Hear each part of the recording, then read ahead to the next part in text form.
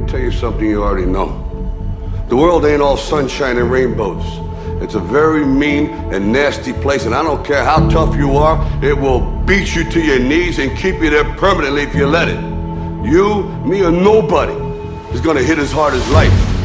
But it ain't about how hard you hit. It's about how hard you can get hit and keep moving forward. How much you can take and keep moving forward. That's how winning is done. Don't allow your emotions to control you. We are emotional, but you want to begin to discipline your emotion. If you don't discipline and contain your emotions, they will use you. Whatever experience you're having right now, it has not come to stay. It has come to pass. Not to stay, just to pass. It's just going through. The time is now. The time is now to express and for people to believe in themselves. The time is now for it to be okay to be great. If you want to begin to move into your own personal greatness, if you want to begin to really enjoy a happy, successful, healthy life, you've got to be willing to go against the tide. You've got to be willing to harness your will and say, in spite of this, I'm in control here. I'm not going to let this get me down. I'm not going to let this destroy me. I'm coming back, and I'll be stronger and better because of it. You have got to make a declaration that this is what you stand for. You're standing up for your dreams. You're standing up for peace of mind. You're standing up for health. You want it, and you're going to go all out to have it. It's not going to be easy. When you want to change, it's not easy. If it were in fact easy, everybody would do it. But if you're serious, you'll go all out.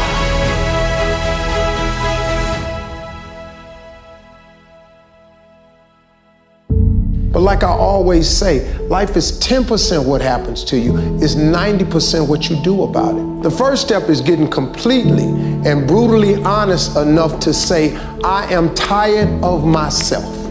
When you say I'm sick and tired of being sick and tired, that's the facilitator of change. That's when you're ready to say these words, no more excuses. No more excuses. I believe that self-discipline is the definition of self-love. That when you say that you love yourself, that means that you have behavior towards yourself that is loving. It's like you say to yourself, hey man, look, I know you want to eat that pizza and it'll be really good, but I love you too much to let you eat that. And I think the word discipline has kind of gotten a bad name. We think about it in terms of punishment. I'm not talking about discipline in that way. I'm talking about discipline in the sense that you forego immediate pleasure for the exchange of long-term self-respect. If you find your passion, you're going to have this tremendous energy. It's sustainable energy. But momentum requires you always do the next thing to keep the momentum going. And the reason you get yourself in a passionate place is so that you change your life, and the only thing that changes your life is making a decision. So while you're in this passionate state, that's where you make decisions. A decision is the first step. Decision is like a war. I gotta do this or that. All right, I'm gonna make myself do this. But commitment is when you now, after you've decided, you commit to do this for the long term. Whether it's hard or easy, doesn't matter. You're doing this. It takes it from this moment and it carries it into the future even when things are difficult. The only way that commitment and the energy and the momentum continues is if you take immediate, massive action is the cure-all. If you're having a difficult time with something, your relationship isn't where you want it to be, your finances are not where you want to be, your body's not where you want to be, your business is not where you want to be, you need to take massive action. And if that doesn't work, try something else. If that doesn't work, try something else. Keep going with massive action and you will find the way, because it will give you momentum.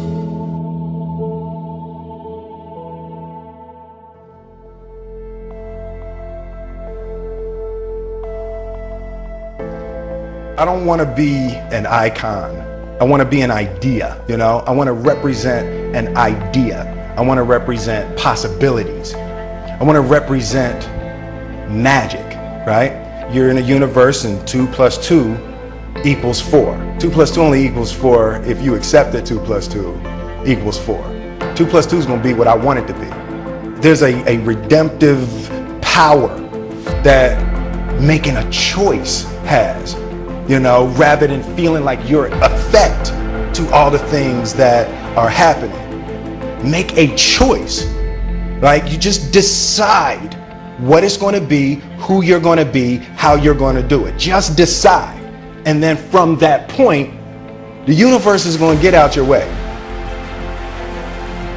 A person's strengths are often their biggest weaknesses. And so that also means that their weaknesses can be their strengths.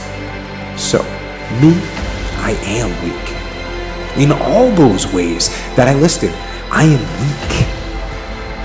But I don't accept that. I don't accept that I am what I am and that is what I'm doomed to be.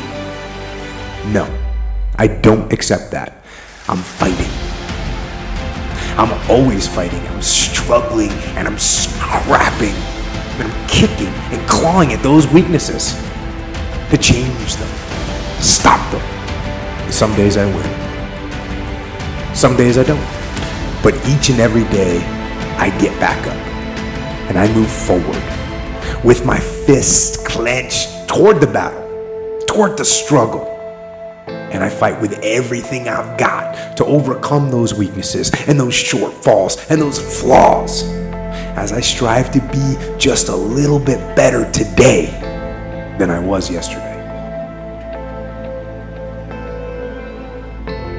The only thing that I can see, and you can never really look at yourself, the only thing that I see that is distinctly different about me is I'm not afraid to die on a treadmill. I will not be outworked, period.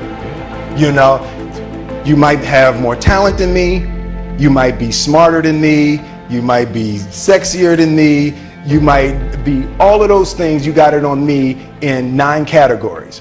But if we get on the treadmill, right, there's 2 things. You're getting off first, or I'm gonna die. It's really that simple, right? So let's go back to the question about what if people block me out. It's going to be 2 options.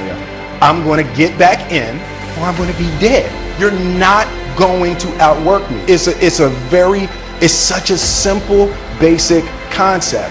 It's the guy who is willing to hustle the most is going to be the guy that just gets that loose ball.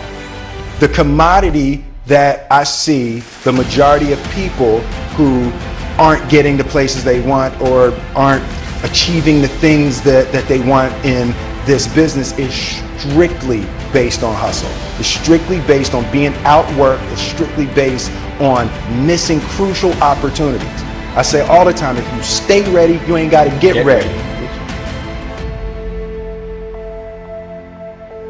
Everything you're going through is preparing you for what you asked God for.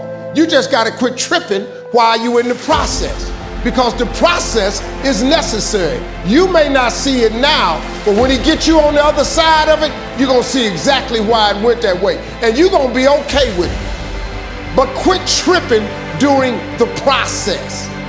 Oh Lord, why me? You ain't the only one. Oh Lord, why me? You ain't the only one. Oh Lord, why I lose my job? You ain't the only one unemployed. Oh Lord, why he leave me? You ain't the first chick got left. This might not even be your last time getting left. Pull yourself together and quit tripping, because you in the process. God is processing you. He ain't through with you. If he was through with you, you would not wake up in the morning. He gonna fix it. It's a simple process. The only reason I'm telling you this, because this is how I made it. I just do me. I'm just being me. I stay uniquely who I am. because you are okay just the way you are, because God made you uniquely who you are. He wanted you to be just like you are.